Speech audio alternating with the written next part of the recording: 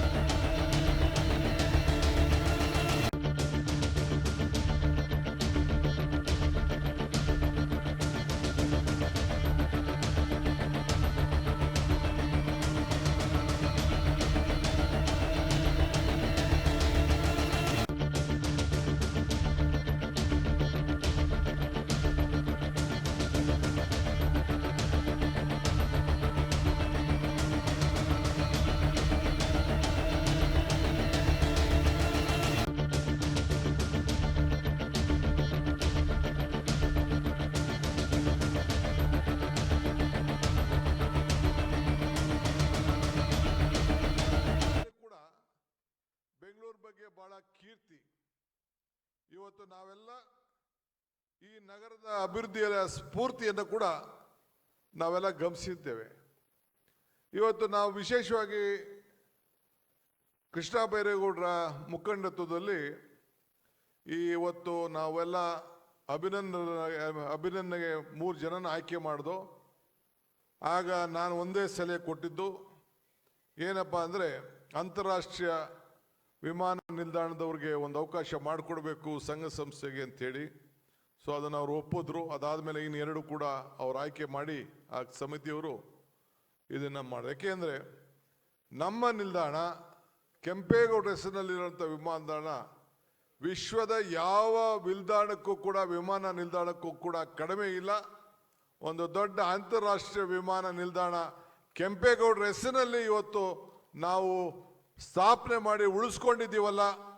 ಯಾರು ಹೋಗ್ಲಿ ಯಾರು ಬರಲಿ ಈ ಕೆಂಪೇಗೌಡನ ಹೆಸರನ್ನು ನೆನೆಸ್ಕೊಂಡು ಸ್ಮರಿಸ್ಕೊಂಡು ಮಾಡಬೇಕು ಅನ್ನೋ ದೃಷ್ಟಿಯಿಂದ ಇವತ್ತು ಅವ್ರಿಗೆ ಆಯ್ಕೆಯನ್ನು ಮಾಡಿದೆ. ಇವತ್ತು ಬೆಳಗ್ಗೆ ನಾನು, ಕೃಷ್ಣ ಬೈರೇಗೌಡರು ಮತ್ತು ಮುನಿಯಪ್ಪನವರು, ನಿರ್ಮಲಾನಂದ ಶ್ರೀಗಳು ಬೆಳಗ್ಗೆ ಹೋಗಿ ಅಲ್ಲಿ ಭವ್ಯವಾದಿ ಕಟ್ಟಿರೋಂಥ ಏನು ಒಂದು 60 ಅಡಿಗೂ ಹೆಚ್ಚು ಕಟ್ಟಿರೋಂಥ ಏನು ಒಂದು ಮೂರ್ತಿಗೆ ಮಾಲಾರ್ಪಣೆ ಮಾಡಿ, ಅದಾದ ಮೇಲೆ ನಾನು BBMP ಮುಂದೆ ಇರೋಂಥ ಹೋಗಿ, ಅದಾದ ಮೇಲೆ ವಿಧಾನಸೌಧ ಮುಂದೆ ಇರುತ್ತೆ ಹೋಗಿ ಬಂದು ನಿಮ್ಮ ಜೊತೆಯಲ್ಲಿ ಆ ಮೆರವಣಿಗೆಯಲ್ಲಿ ಪಾಲ್ಗೊಂಡು ಈ ಕಾರ್ಯಕ್ರಮವನ್ನು ಮಾಡಿದ್ದೇವೆ. ಪಕ್ಕದಲ್ಲೇ ನಾವು 5 ಎಕರೆ ಜಮೀನನ್ನು ಒಂದೇ ವಾರದಲ್ಲಿ ಕ್ಯಾಬಿನೆಟ್ ತಂದು ಕೂಡ ತೆಗೆದುಕೊಂಡು ಹೋಗಬೇಕು ಅನ್ನೋ ದೃಷ್ಟಿಯಿಂದ ನಾವು ಈ ಜಾಗವನ್ನು ನಾವು ಆಯ್ಕೆಯನ್ನು ನಾವು ಮಾಡಿದ್ದೇವೆ. ಈಗಾಗಲೇ ಬೆಂಗಳೂರು ಯೂನಿವರ್ಸಿಟಿ ವ್ಯಾಪ್ತಿಯಲ್ಲಿ ಸುಮಾರು 100 ಕೋಟಿ ರೂಪಾಯಿ ಅಷ್ಟು ಹಣ ಖರ್ಚು ಮಾಡಿ ಅಲ್ಲಿ ಸಂಶೋಧನಾ ಕೇಂದ್ರ ಕೂಡ ಈಗಾಗಲೇ ಕೆಲಸ ನಡೀತಾ ಇದೆ. ಒಂದು 50 ಕೋಟಿ ರೂಪಾಯಿ ಅಷ್ಟು ಕೂಡ ಖರ್ಚು ಈಗಾಗಲೇ ಆಗಿದೆ. ಇದಲ್ಲದೆ ಈ ವರ್ಷ ನಾನು ಬೆಂಗಳೂರು ಕಾರ್ಪೊರೇಷನ್ ವತಿಯಿಂದ ಈ ಪಕ್ಕದಲ್ಲಿರೋಂಥ ಇಲ್ಲಿ ಯಾವ ರೀತಿ ಭವ್ಯವಾದಂಥ ಕಟ್ಟಡವನ್ನು ನೋಡ್ತಾ ಇದ್ದೀರಿ, ಹಂಗೆ ಅದೇ ರೀತಿ ಒಂದು ಐತಿಹಾಸಿಕವಾದಂಥ ಕಟ್ಟಡವನ್ನು ಮಾಡಲಿಕ್ಕೆ ಬೆಂಗಳೂರು ನಗರದ ಕಾರ್ಪೊರೇಷನ್ ವತಿಯಿಂದ 100 ಕೋಟಿ ರೂಪಾಯಿಯನ್ನು ಮೀಸಲಾಗಿ ಇಟ್ಟಿದ್ದೇನೆ ಅಂತ ಹೇಳಲಿಕ್ಕೆ ನನಗೆ ಭಾಳ ಸಂತೋಷ ಆಗ್ತದೆ. 3-4 ಜನ ನಮ್ಮ ಆರ್ಕಿಟೆಕ್ಟ್ಗಳಿಗೆ ಇದನ್ನು ತಿಳಿಸಿದ್ದೇವೆ. ಅವರು 3 ಜನ ಪ್ರತ್ಯೇಕವಾಗಿ ಕೊಟ್ಟದನ್ನ ಇನ್ನು ಅನೇಕ ಕಡೆ ಎಲ್ಲ ಹೋಗಿ ನೋಡೋಂಥ ಸಂದರ್ಭದಲ್ಲಿ ಅದನ್ನೆಲ್ಲ ನೋಡಿ ಅವರು ಇದನ್ನು ನಮಗೆ ಅನೇಕ ಸಲಹೆಗಳನ್ನು ಕೊಡುವಂಥ ಕೆಲಸವನ್ನು ನಾವು ಮಾಡಬೇಕು ಅಂಥೇಳಿ, ಆಮೇಲೆ ನಾವು ಕ್ಯಾಬಿನೆಟ್ನಲ್ಲಿ ಮತ್ತು ಕೆಲವು ಸಚಿವರು ಇದಕ್ಕೆ ಸಂಬಂಧಪಟ್ಟವರು ನಾವೆಲ್ಲ ಸೇರಿ ಈ ತೀರ್ಮಾನವನ್ನು ಯಾವ ರೀತಿ ಮಾಡಬೇಕು ಅಂಥೇಳಿ ತೀರ್ಮಾನವನ್ನು ನಾವು ಮಾಡ್ತೇವೆ. ಮಧ್ಯದಲ್ಲಿ ಶ್ರೀಗಳಿಗೂ ಕೂಡ ಏನು ಯಾವ ರೀತಿ ಕಟ್ಟಡ ಬರ್ತದೆ ಅಂತೇಳಿ ಅವರ ಗಮನಕ್ಕೂ ಕೂಡ ತರ್ತೇನೆ ಅನ್ನೋ ಮಾತನ್ನು ಕೂಡ ಈ ಸಂದರ್ಭದಲ್ಲಿ ಹೇಳಲಿಕ್ಕೆ ಬಯಸ್ತಾ ಇದ್ದೇನೆ. 500 ವರ್ಷಗಳ ಹಿಂದೆನೇ ಸ್ಮರಿಸ್ಕೊಂಡು ನಾವೆಲ್ಲ ಹಿಂಗೆ ಅನೇಕ ರೀತಿಯಲ್ಲಿ ಸುಮಾರು ಈ ನಮ್ಮ ಸರ್ಕಾರ ಬಂದ ಮೇಲೆ 1,00,000 ಕೋಟಿಗೆ ಯೋಜನೆಗಳನ್ನ ಸಿದ್ಧತೆಯನ್ನ ಮನೆಗೆ 25 ಲಕ್ಷ ಮತ್ತು ಮುಂದಿನ ದಿನದಲ್ಲಿ ಈಗಾಗಲೇ ಸುರೇಶ್ ಅವರು 1-2-3 ಜಾಗ ಕೂಡ ಸೂಚನೆಯನ್ನು ಮಾಡಿದ್ದಾರೆ. ಮುಂದಿನ ದಿನದಲ್ಲಿ ಸುಮಾರು 60,000 ಒಳಗೊಂಡಂತ ಒಂದು ಹೊಸ ಸ್ಟೇಡಿಯಂ ಅನ್ನ ಬೆಂಗಳೂರನ್ನ ಕಟ್ಟಲಿಕ್ಕೆ ಈಗಾಗಲೇ ಯೋಜನೆಯನ್ನ ಸಿದ್ಧತೆಯನ್ನ ಮಾಡ್ಕೊಳ್ತಾ ಇದ್ದೇವೆ. ಸುಮಾರು ಅದಕ್ಕೊಂದು 40-50 ಎಕರೆಯನ್ನ ಗುರುಸಿದ್ದೇವೆ. ಇದಕ್ಕಾಗಲೇ ಯೋಜನೆಗಳನ್ನು ನಾನು ತಯಾರು ಮಾಡ್ತಾ ಇದ್ದೇನೆ ಅನ್ನೋ ಮಾತನ್ನು ಕೂಡ ಈ ಸಂದರ್ಭದಲ್ಲಿ ಕೆಂಪೇಗೌಡರ ದಿನಾಚರಣೆ ಸಂದರ್ಭದಲ್ಲಿ ನಾನು ಘೋಷಣೆ ಮಾಡಲಿಕ್ಕೆ ಭಾಳ ಸಂತೋಷ ಆಗ್ತದೆ.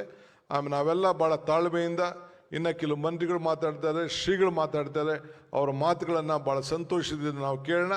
ಎಲ್ಲ ಸಂಯಮದಿಂದ ತಾವು ಕೂತ್ಕೊಂಡು ಈ ಕಾರ್ಯಕ್ರಮದಲ್ಲಿ ಪಾಲ್ಗೊಳ್ಬೇಕು.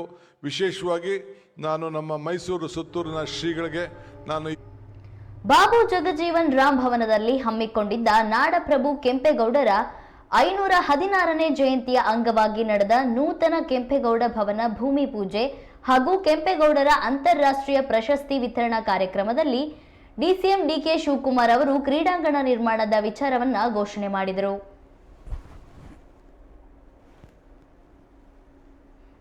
ಕೂಡ ನಾನು ಇಲ್ಲಿ ಆಹ್ವಾನಿಸಿದ್ದೇನೆ.